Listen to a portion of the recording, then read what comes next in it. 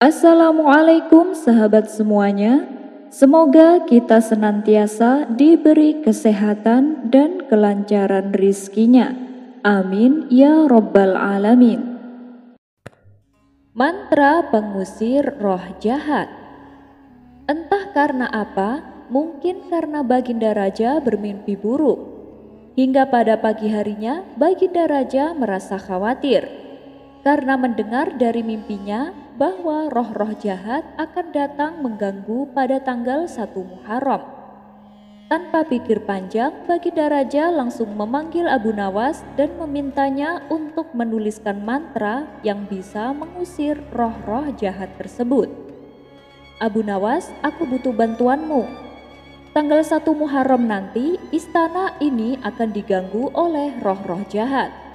Aku ingin kamu menulis mantra yang bisa mengusir mereka, Abu Nawas, kata Baginda Raja dengan serius. Awalnya Abu Nawas tak menanggapi permintaan rajanya itu, tapi daripada menyangkalnya dengan logika dan nalar, Abu Nawas akhirnya mengikuti jalan pikiran Baginda Raja.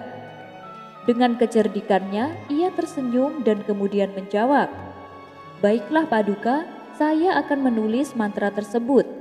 Tapi karena ini bukan sembarang mantra, jadi saya butuh beberapa bahan khusus untuk menulisnya Paduka." Baginda Raja penasaran kemudian bertanya, "Apa saja yang kau butuhkan Abu Nawas?" Abu Nawas berpikir sejenak lalu berkata, "Saya butuh selembar kertas putih, sebatang pena dengan tinta merah, dan segelas air zam-zam Paduka." Baginda Raja segera memerintahkan pelayannya untuk membawa semua yang diminta oleh Abu Nawas. Setelah semua bahan tersedia, Abu Nawas mulai menulis mantra tersebut dengan sangat serius. Dia menulis beberapa kata yang tidak dimengerti oleh siapapun, termasuk Baginda Raja. Setelah selesai menulis, Abu Nawas meneguk segelas air zam-zam dan kemudian menyemburkannya ke mantra itu. Kemudian ia memberikan kertas tersebut kepada Baginda Raja dan kemudian ia berkata, "Paduka, mantra ini sangat kuat. Letakkan kertas ini di depan pintu istana pada malam tanggal 1 Muharram Paduka, maka roh-roh jahat tidak akan berani mendekat." Baginda Raja merasa lega dan mengucapkan terima kasih kepada Abu Nawas. Pada tanggal 1 Muharram, Baginda Raja meletakkan kertas mantra tersebut di depan pintu istana, seperti yang disarankan oleh Abu Nawas. Semalam penuh Baginda Raja tak bisa tidur, karena dipenuhi dengan pikiran-pikiran negatif tentang roh-roh jahat itu, terus berlanjut hingga pagi tiba. Baginda Raja sangat penasaran apakah mantra tersebut berhasil. Dia lalu memanggil Abu Nawas untuk menanyakan hasilnya. "Abu Nawas, aku telah meletakkan mantra itu di depan pintu istana seperti yang kamu katakan. Apakah roh-roh jahat itu sudah pergi?" tanya Baginda Raja. Abu Nawas tersenyum dan kemudian berkata, "Oh, jelas Paduka. Tidak ada roh jahat yang berani mendekati istana ini Paduka." Baginda Raja pun merasa puas, tapi timbul rasa penasarannya tentang mantra ajaib itu. Kemudian Baginda Raja bertanya, "Kamu hebat Abu Nawas, tapi aku penasaran, mantra apa sebenarnya yang kau tulis itu?" Abu Nawas tersenyum lebar dan kemudian menjawab, "Paduka, saya menuliskan mantra yang sangat menakutkan bagi roh-roh jahat. Mantra itu bertuliskan pajak akan dinaikkan." Baginda Raja pun terdiam sejenak, lalu tertawa terbahak-bahak. Abu Nawas, kamu memang luar biasa. Bukan hanya roh jahat kalau begitu, bahkan manusia pun takut dengan mantramu itu." Semua orang di istana itu tertawa mendengar penjelasan Abu Nawas. Mereka mengakui kecerdikan dan humor Abu Nawas yang selalu berhasil mengatasi situasi dengan cara yang tak terduga. Kisah selanjutnya. Untuk kesekian kalinya, Baginda Raja ingin kembali menguji kecerdasan Abu Nawas. Ia mengatakan kepada Abu Nawas bahwa dirinya ingin sesuatu yang tidak ada di dunia ini. Tentu saja, keinginan Baginda Raja tersebut sempat membuat Abu Nawas bingung. "Sesuatu yang seperti apa, Paduka?" tanya Abu Nawas. "Ya, apapunlah Abu Nawas, yang pasti itu adalah sesuatu yang tidak ada di dunia ini," jawab Baginda Raja. "Baiklah Paduka, tapi beri saya waktu 3 hari untuk mencarinya," balas Abu Nawas. Kemudian ia pun pamit undur diri dari hadapan Baginda Raja. Dalam kurun waktu 3 hari, Abu Nawas belum juga mendapatkan jawaban atas permasalahan yang dihadapinya. Ia masih tampak bingung mencari sesuatu yang tidak ada di dunia ini. Hingga waktu yang ditentukan tiba, Abu Nawas belum juga mendapatkan solusi. Ia pun pasrah bila seandainya harus mendapat hukuman dari Baginda Raja. Ketika ia hendak bersiap-siap pergi ke istana, matanya tertuju pada sebuah peti kecil yang sudah berumur dan sangat lapuk. "Ini peti apa dan dari mana kau mendapatkannya?" tanya Abu Nawas kepada sang istri. "Oh itu, aku menemukannya di gudang. Sayanglah kalau tidak dimanfaatkan," balas sang istri. Karena penasaran, Abu Nawas mendekati peti tersebut dan kemudian membukanya. Ternyata isinya membuat jantung Abu Nawas berdebar kencang. Dari peti inilah muncul sebuah ide cemerlang pada diri Abu Nawas. Dengan penuh percaya diri, Abu Nawas berangkat ke istana dengan membawa peti yang baru ia temukan. Setelah sampai di istana, ia pun langsung menghadap Baginda Raja. "Bagaimana Abu Nawas? Apa kamu sudah mendapatkan apa yang aku inginkan?" tanya Baginda Raja. "Oh, sudah dong Paduka, saya menyimpannya di peti ini," jawab Abu Nawas sambil menunjukkan peti yang dibawanya. "Memangnya apa isinya Abu Nawas?" tanya Baginda Raja penasaran. "Ya, adalah Paduka. Yang pasti isinya sesuatu yang tidak ada di dunia ini, sesuai dengan permintaan Paduka," jawab Abu Nawas. "Baik, coba berikan padaku peti itu," pinta Baginda Raja. Kemudian Abu Nawas menyerahkannya dengan hati-hati, seolah di dalam peti tersebut berisi sesuatu yang sangat berharga. Melihat cara Abu Nawas memperlakukan peti dengan sangat hati-hati, itu semakin membuat Baginda Raja penasaran. Akan tetapi saat Baginda Raja membukanya, ternyata isinya membuat Baginda Raja melongo. "Mana isinya Abu Nawas? Aku tidak melihatnya sama sekali," tanya Baginda Raja. Dengan entengnya Abu Nawas menjawab, "Begini Paduka yang mulia, sesuatu yang tidak ada di dunia ini, ya tentu tak mungkin bisa terlihat di dunia dong Paduka." Mendengar hal itu, Baginda Raja pun tertawa dan mengakui kecerdikan Abu Nawas. Abu Nawas dikejar sosok misterius. Ada-ada saja memang akal cerdik Abu Nawas untuk lolos dari hukuman. Baginda Raja yang awalnya murka dengan kesalahan Abu Nawas malah akhirnya dibuat tertawa terpingkal-pingkal. Walhasil emosi Baginda Raja mereda dan tak jadi menghukumnya. Seperti yang terjadi pada kisah Abu Nawas kali ini, ia dikejar bayangan hitam. Suatu kali Baginda Raja mengumpulkan para menteri guna membahas suatu masalah yang penting.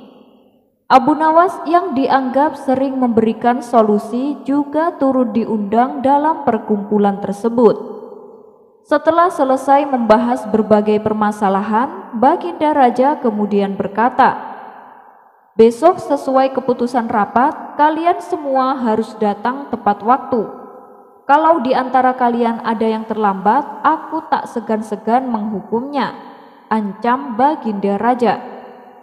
Kemudian mereka pun membubarkan diri dan meminta izin untuk pamit pulang. Pada keesokan paginya, seperti biasa, Abu Nawas pergi ke pasar menjual kayu dagangannya. Setelah semua kayu yang dibawanya laku terjual, ia mampir ke warung untuk beristirahat sambil menikmati secangkir kopi hangat. Ternyata di situ sudah banyak kawan-kawan Abu Nawas berkumpul. Ia pun ikut nimbrung bersama mereka. Saking asyiknya ngobrol, Abu Nawas sampai lupa kalau hari itu ia ada janji dengan Baginda Raja. Dan ketika hari menjelang siang, datanglah sang istri menghampiri Abu Nawas. "Suamiku, tadi ada utusan istana mencarimu," kata sang istri memberitahu. Spontan Abu Nawas teringat akan janjinya. "Astagfirullah, kok aku sampai lupa ya? Hari ini kan ada janji dengan Baginda Raja," ucap Abu Nawas. Seketika ia langsung meninggalkan kawan-kawannya dan segera pergi menuju istana. Di sepanjang perjalanan ia terus membatin bahwa dirinya pasti akan kena hukuman karena datang terlambat. Dan benar saja, sesampainya di istana, Baginda Raja dan para menteri sudah berkumpul. Tapi namanya saja Abu Nawas, ia tak pernah kehabisan akal cerdiknya agar lolos dari hukuman. Abu Nawas berpura-pura dengan wajah ketakutan, ia berlari memasuki ruangan rapat. "Hei Abu Nawas, kenapa kamu terlambat?" tegur Baginda Raja. "Ampun Paduka yang mulia, saya mengaku salah Paduka," jawab Abu Nawas.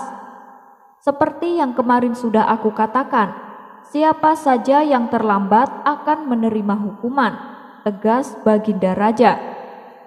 "Tapi Paduka yang mulia, keterlambatan saya ini bukan tanpa sebab Paduka," ucap Abu Nawas membela diri dengan wajahnya pura-pura ketakutan. "Terus apa yang menyebabkanmu terlambat? Dan kenapa kau begitu sangat ketakutan?"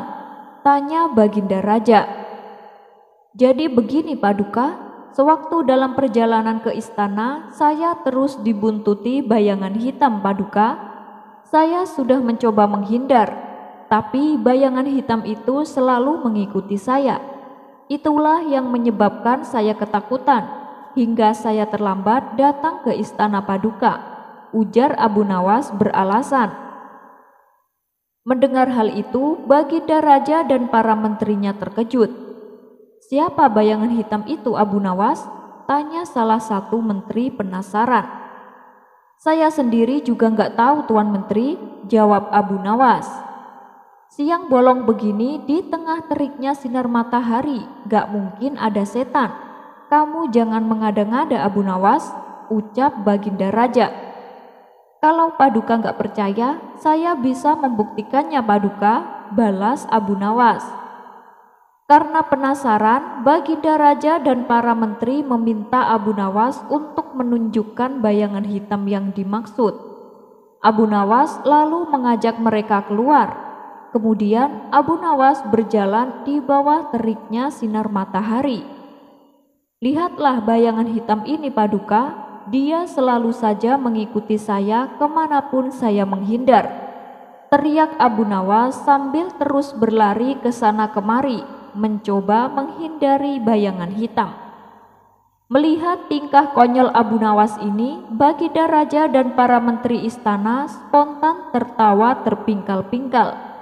Berkat kedatangan Abu Nawas yang terlambat, justru meregangkan ketegangan otak akibat memikirkan persoalan yang dihadapi. Oleh karenanya, Baginda Raja tak jadi menghukum Abu Nawas dan mempersilahkannya untuk ikut rapat bersama mereka.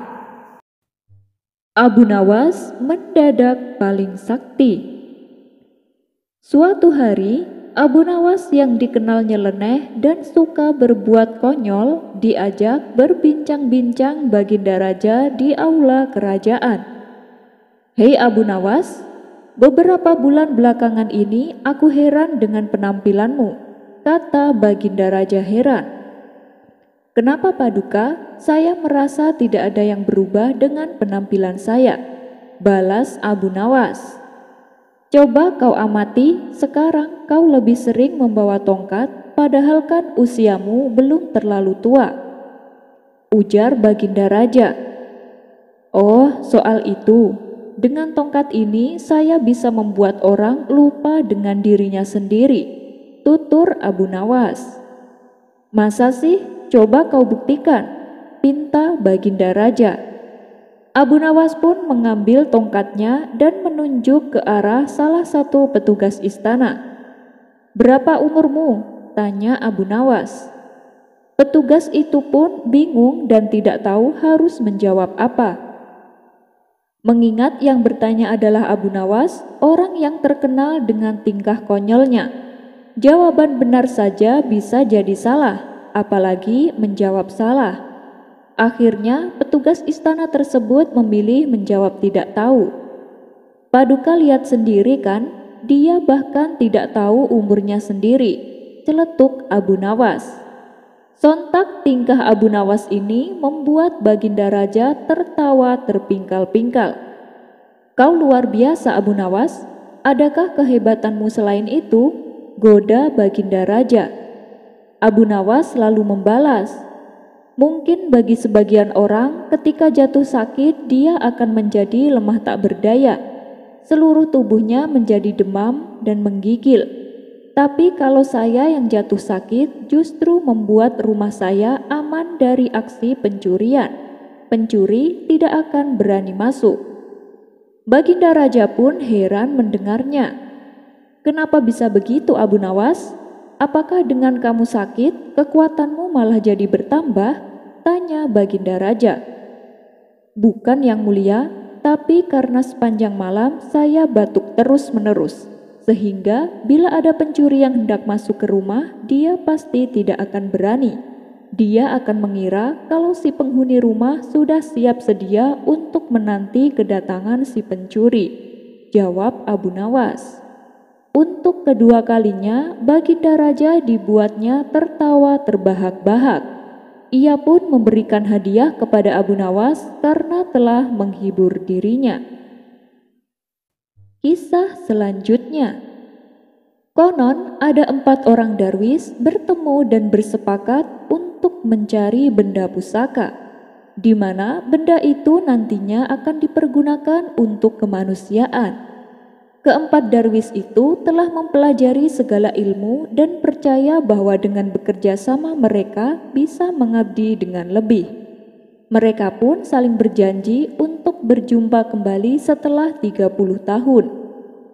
Dan pada hari yang ditentukan, mereka pun berkumpul kembali. Darwis pertama membawa tongkat ajaib dari utara. Dengan tongkatnya itu, orang bisa sampai ke tujuan dalam sekejap. Sedangkan darwis kedua membawa topi ajaib dari barat. Apabila dipakai, maka orang yang memakainya bisa dalam seketika mengubah diri menjadi orang lain sesuai keinginannya.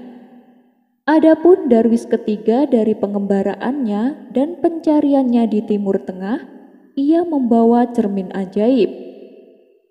Dalam cermin itu bisa terlihat segala bagian bumi yang dikehendaki. Dan darwis yang keempat, ia membawa piala ajaib dari selatan yang dengan piala tersebut segala penyakit bisa disembuhkan.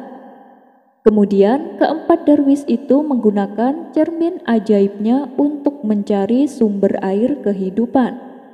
Sebuah sumber air yang bisa membuat umur mereka menjadi panjang, yang nantinya bisa mereka manfaatkan untuk berbuat kebaikan demi kemanusiaan. Akhirnya mereka pun berhasil menemukannya. Mereka lalu terbang ke sana dengan tongkat ajaib dan meminum air itu. Dan kemudian para darwis itu sembahyang untuk melihat siapakah orang yang paling membutuhkan pertolongan mereka. Dalam cermin itu muncul sosok wajah seorang saudagar kaya yang hampir meninggal. Keempat darwis itu segera mengayunkan tongkat ajaib dan terbang. Dalam sekejap mata mereka sudah sampai di rumah saudagar tersebut. Saat hendak memasuki gerbang rumah, mereka dicegat oleh penjaga. "Siapa kalian?" tanya si penjaga. Kami tabib kenamaan. Saya dengar majikanmu sedang sakit. Bolehkah kami masuk dan menyembuhkannya? Kata para darwis. Setelah dipersilakan masuk, para darwis ini diantar menuju kamar di mana saudagar kaya itu dirawat. Tapi ketika si saudagar menjumpai darwis, ia meronta-ronta dan mengusir mereka. Lalu salah satu pelayan memberitahu bahwa majikannya sangat membenci darwis, bahkan menganggapnya sebagai musuh. Mereka pun mengubah penampilannya.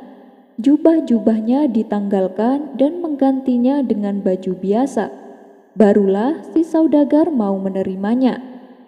Kemudian dengan piala ajaibnya, mereka berhasil menyembuhkan penyakitnya. Si saudagar sangat gembira, dan karena ia kaya, ia menghadiahi para darwis sebuah rumah.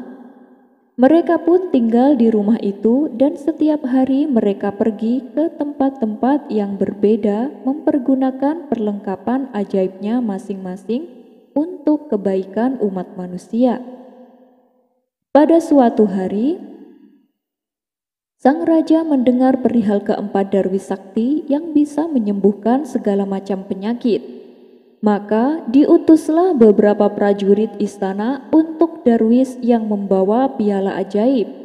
Kala itu sang darwis sedang berjalan sendirian sehingga dengan mudah ditangkap.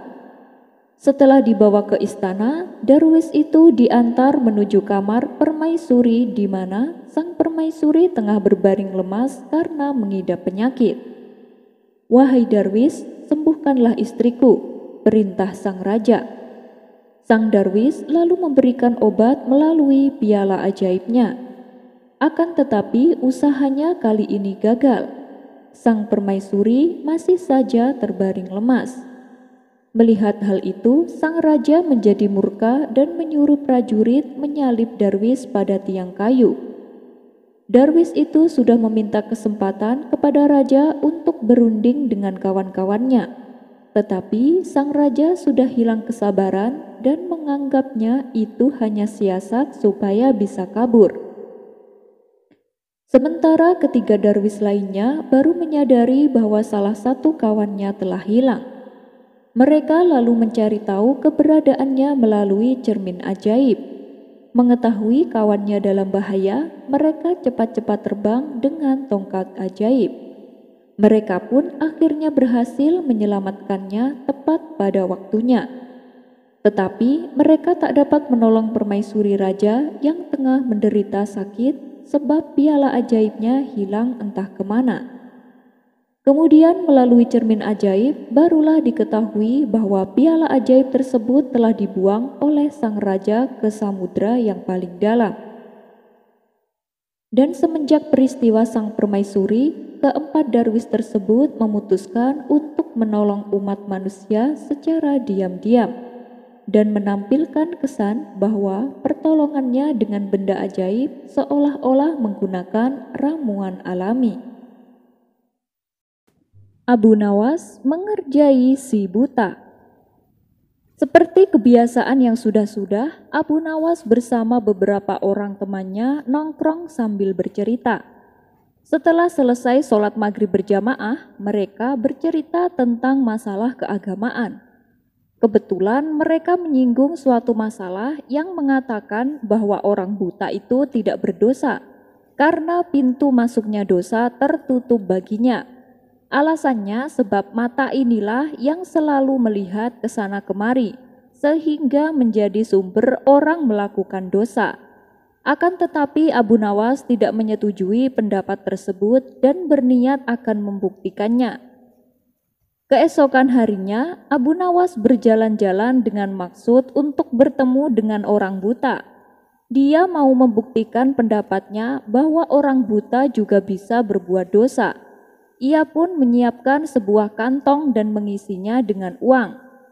Tidak beberapa lama, Abu Nawas berjalan, ia benar-benar bertemu dengan orang buta. Abu Nawas memperhatikan gerak-gerik orang buta yang sedang berjalan dengan tongkatnya. Kemudian Abu Nawas berpura-pura menjadi orang buta juga. Ia berjalan sambil membawa tongkat. Lalu Abu Nawas sengaja menabrakkan dirinya kepada orang buta tersebut. Ia pun pura-pura mengeluh. Malang sekali nasibku ini, sudah buta, ditabrak orang yang tidak memiliki rasa belas kasihan. Orang buta itu pun heran mendengar keluhan orang yang ditabraknya. Lalu ia berkata, "Maaf Tuan, aku juga orang buta. Aku sama sekali tidak bisa melihat dan hanya dapat berjalan dengan bantuan tongkat ini. Sekali lagi saya mohon maaf Tuan, aku sungguh-sungguh tak sengaja," ujar orang buta tersebut. "Oh, kamu juga orang buta ya?" tanya Abu Nawas pura-pura tak tahu. "Iya Tuan, saya buta. Peganglah tongkatku ini.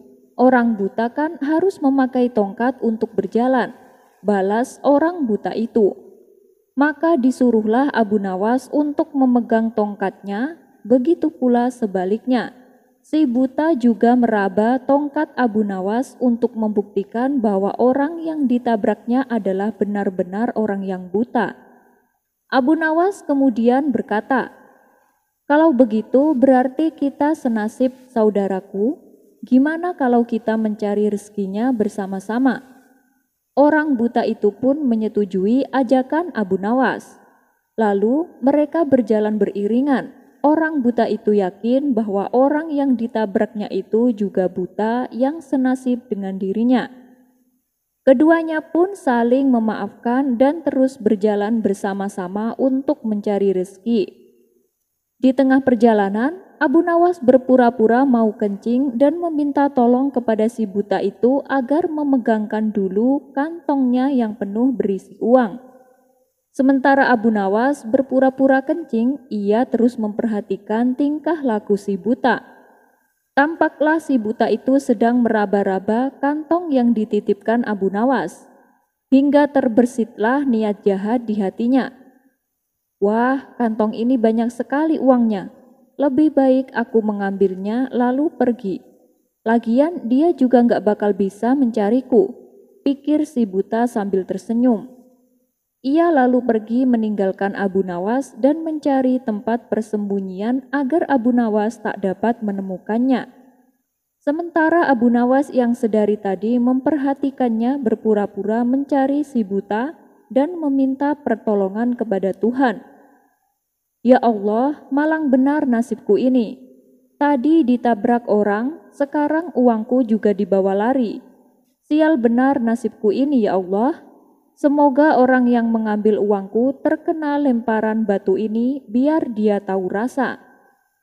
Setelah itu dengan jitu Abu Nawas melempar batu ke arah si buta dan persis mengenai kepalanya. "Aduh, kok bisa kena ini?" rintih si buta kesakitan. Hal ini membuat si buta kelabakan. Ia pun segera beranjak pergi mencari tempat lain untuk bersembunyi. Akan tetapi Abu Nawas yang berpura-pura buta mengikuti si buta itu kemanapun ia pergi. Setelah dekat, Abu Nawas kembali memohon kepada Tuhan. "Ya Allah, semoga orang yang mengambil uangku kepalanya terkena lemparan batu ini." Tak lama kemudian terdengar lagi suara kesakitan dari si buta. "Aduh, kok kena lagi?" sambil memegangi kepalanya yang benjol. Si buta pun menjadi panik dan heran kenapa doa temannya itu selalu terkabul. "Ah, mungkin hanya kebetulan saja," ujar si buta menghibur diri. Lalu ia menghindar lagi dan terus menghindar, tetapi Abu Nawas tetap mengikutinya. Secara berturut-turut Abu Nawas berdoa lagi sambil melakukan lemparan beruntun kepada si buta dan selalu tepat mengenai kepalanya. Setelah terkena lemparan batu beruntun, si buta berpikir, mengapa semua batu yang dilempar kawannya itu selalu tepat mengenainya dan semuanya kena di kepala. Ia pun mulai curiga. Lama berpikir, akhirnya ia mencoba untuk mengenali suara orang yang tadi bersamanya itu. Barulah ia tersadar bahwa orang yang bersamanya adalah Abu Nawas yang mencoba mempermainkannya. Antara marah dan was-was, si buta berkata, "Kamu Abu Nawas ya? Kamu hanya pura-pura buta untuk mempermainkanku. Ambillah kantong uangmu ini." Akhirnya si buta itu menyerahkan kantong itu kepada Abu Nawas. Si buta jadi menyesal dan malu dengan perilakunya. Sementara Abu Nawas sendiri pulang sambil tersenyum kegelian. Ia puas karena dapat membuktikan bahwa orang buta dapat juga berbuat dosa. Abu Nawas dan pemuda berkaki pincang.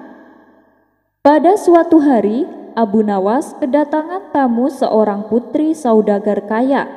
Ia mengeluhkan tentang pernikahannya dengan pemuda yang berkaki pincang. Sang putri menganggap Abu Nawas adalah orang sakti yang bisa menyembuhkan kaki pincang suaminya.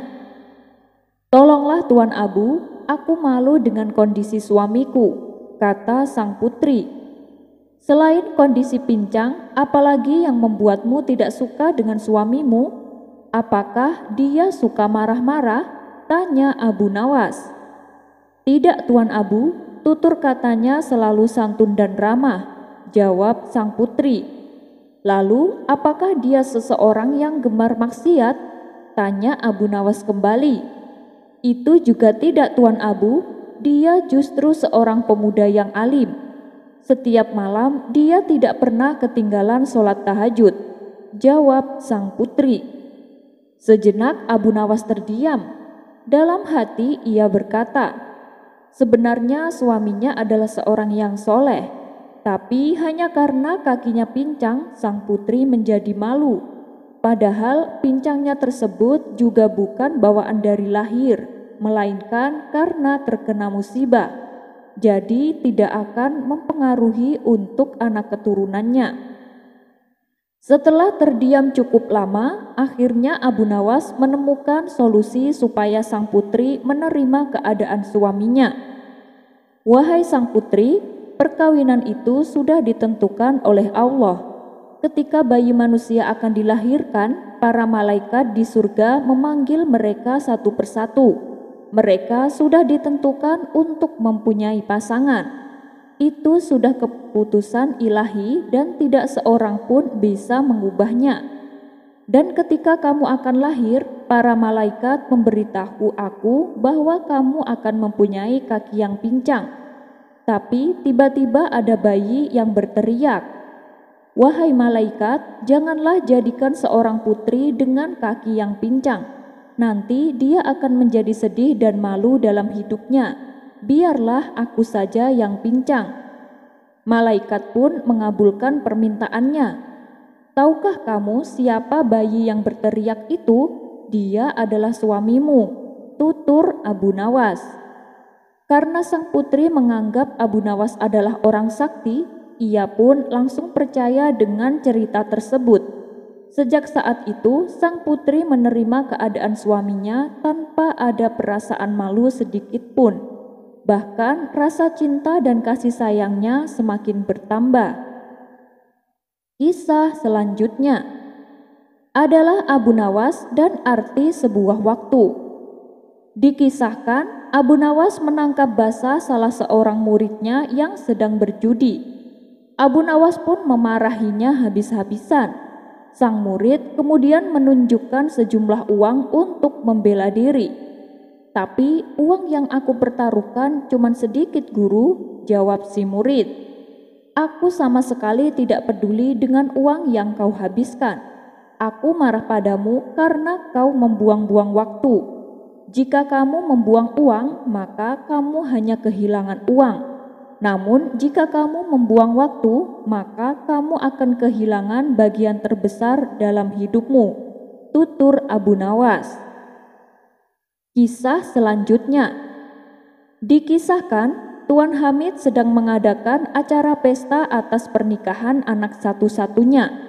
Semua kerabat, sanak saudara, dan juga para tetangga beserta sahabat-sahabatnya diundang untuk menghadiri pesta pernikahan anaknya. Begitu pula dengan Abu Nawas.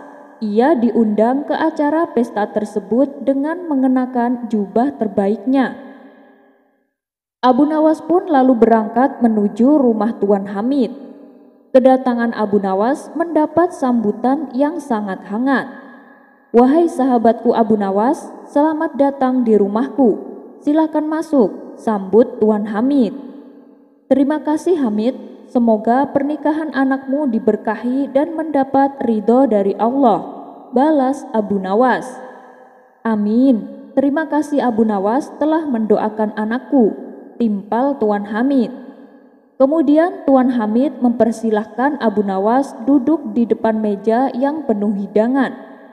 "Dimakan hidangannya Abu Nawas, jangan sungkan-sungkan," ucap Tuan Hamid. Belum sempat mengambil hidangan, tiba-tiba datang kawannya yang bernama Abu Jahil. Abu Jahil ini terkenal dengan sifat rakusnya. Tanpa menunggu dipersilahkan, Abu Jahil langsung mengambil posisi duduk berdekatan dengan Abu Nawas. Ia kemudian segera memakan hidangan yang berada di depannya. "Ini orang tidak punya sopan santun," gerutu Abu Nawas. Abu Nawas terus memperhatikan tingkah laku Abu Jahil. Hampir semua hidangan di atas meja habis dimakan oleh Abu Jahil. Abu Nawas pun bertambah geram dibuatnya. "Dasar manusia rakus," ucap Abu Nawas dalam hati. Di samping makan sebanyak-banyaknya, Abu Jahil sibuk pula mengisi kantong bajunya dengan makanan. Melihat kerakusan Abu Jahil tersebut, timbul ide pada diri Abu Nawas untuk mengerjainya. Abu Nawas selalu mengambil teko yang penuh berisi air. Diam-diam ia menuangkan air di teko tersebut ke kantong baju Abu Jahil yang berisi makanan. Tentu saja hal ini membuat Abu Jahil terkejut. Ia kemudian berteriak kepada Abu Nawas, "Hei Abu Nawas, kamu gila ya? Masa kau tuangkan air ke kantong bajuku?" Sontak para tamu yang hadir kaget mendengar teriakan Abu Jahil. Tapi dengan entengnya Abu Nawas menjawab, "Maaf Abu Jahil, aku tidak bermaksud jahat." Abu Jahil pun bertambah marah. "Jelas-jelas kau berbuat jahat padaku. Kau ingin mempermalukan aku ya?" bentak Abu Jahil. "Sekali lagi aku minta maaf Abu Jahil, aku tidak ada niatan untuk mempermalukanmu," balas Abu Nawas. "Lalu apa maksudmu menuangkan air ke kantong bajuku?" tanya Abu Jahil sewot. "Begini Abu Jahil, tadi aku lihat betapa banyak makanan yang ditelan kantong bajumu. Saya khawatir dia akan kehausan. Oleh sebab itulah aku beri dia minum secukupnya," ujar Abu Nawas. Spontan para tamu yang hadir tertawa terpingkal-pingkal mendengarnya. Apalagi ketika mereka melihat makanan yang di kantong Abu Jahil telah basah semua oleh air.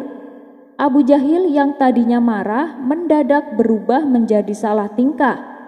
Karena tak kuat menahan malu, Abu Jahil langsung pergi meninggalkan pesta tersebut. Kisah selanjutnya. Cuaca sore hari yang teduh membuat Abu Nawas memilih untuk bersantai menikmati suasana. Ia duduk di depan rumahnya ditemani secangkir kopi panas. Sambil menghirup kopinya, Abu Nawas berkata, "Nikmat mana lagi yang engkau dustakan?" Namun sayangnya suasana tersebut dibuyarkan oleh kedatangan tetangganya yang miskin. Dengan menahan tangisnya, orang itu berkata, "Tuan Abu Nawas, tolonglah saya." "Tunggu, ada apa ini? Kenapa kamu tiba-tiba datang sambil menangis?" tanya Abu Nawas. Orang itu menjawab, "Saya dirundung masalah, Tuan. Saya dituduh telah mencuri, padahal saya tidak melakukannya, dan besok pagi saya akan disidang di pengadilan." "Siapa yang menuduhmu dan yang kau curi?" tanya Abu Nawas mencari tahu. Kemudian orang itu menceritakan kronologinya.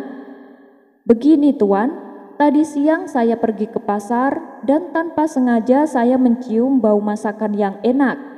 Setelah saya telusuri, ternyata bau itu berasal dari warung makan.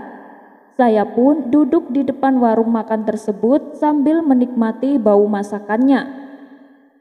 Awalnya saya ingin membeli masakan itu, tapi uangnya tidak cukup. Jadi saya hanya bisa membayangkan masakan itu sambil menikmati baunya. Namun tiba-tiba pemilik warung makan itu keluar dan memarahiku. Dia menuduh aku telah mencuri bau masakannya. Kalau aku tidak mau membayar, maka aku akan diadukan ke pengadilan dengan tuduhan pencurian. Sejenak Abu Nawas mengernyitkan dahinya. Ada-ada saja kelakuan orang zaman sekarang, ucap Abu Nawas dalam hati. Lalu berapa duit kau harus membayarnya? Tanya Abu Nawas lagi. Orang itu menjawab, 100 dirham tuan. Hah? 100 dirham? Hanya mencium bau masakan kau disuruh membayar 100 dirham? Ucap Abu Nawas kaget. Iya tuan, sedangkan tuan tahu sendiri, saya ini orang miskin. Dari mana saya punya duit sebanyak itu? Ujar orang tersebut. Pemilik warung itu harus diberi pelajaran nih, batin Abu Nawas. Kemudian ia memutar otak mencari solusi yang tepat untuk menyelesaikan permasalahan ini. Tak berapa lama, Abu Nawas pun tersenyum sendiri. Ia telah menemukan ide yang cemerlang. Abu Nawas lalu berkata kepada tetangganya itu, "Baiklah, besok pagi kamu turuti saja datang ke kantor pengadilan. Nanti aku akan menemanimu di sana. Sekarang pulanglah ke rumah dan ini ada roti untukmu dan keluargamu." Abu Nawas mengambilkan beberapa roti lalu diberikan kepada tetangganya yang miskin itu. Keesokan harinya, Abu Nawas bersama tetangganya berangkat menuju ke kantor pengadilan. Sesampainya di sana, ternyata si pemilik warung dan tuan hakim sudah menunggu kedatangannya. Karena semua sudah berkumpul, mari kita mulai sidangnya, ucap tuan hakim.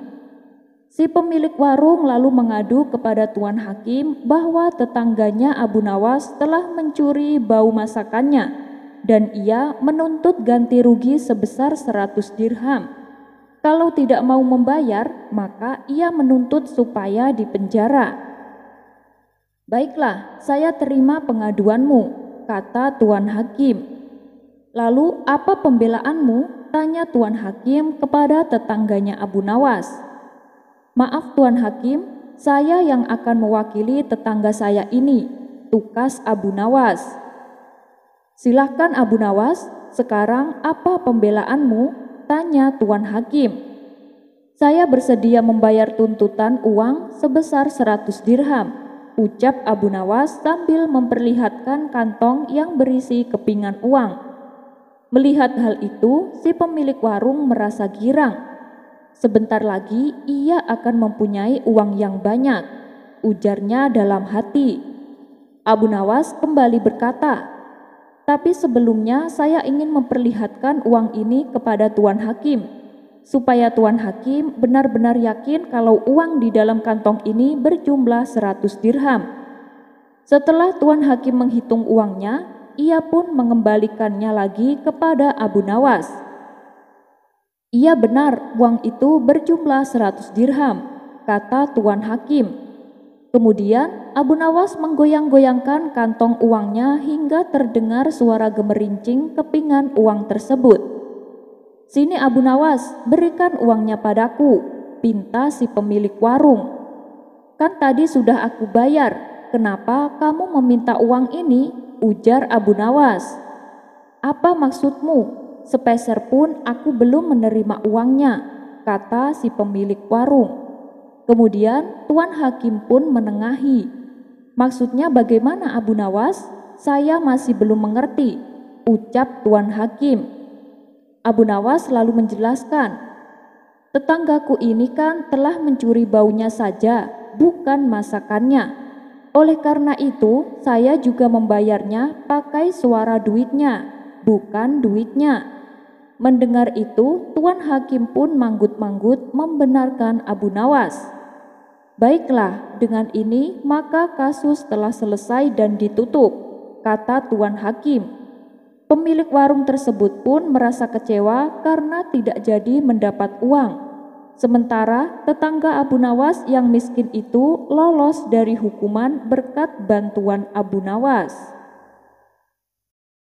Sekian dulu perjumpaan kita kali ini. Sampai bertemu lagi di kisah selanjutnya.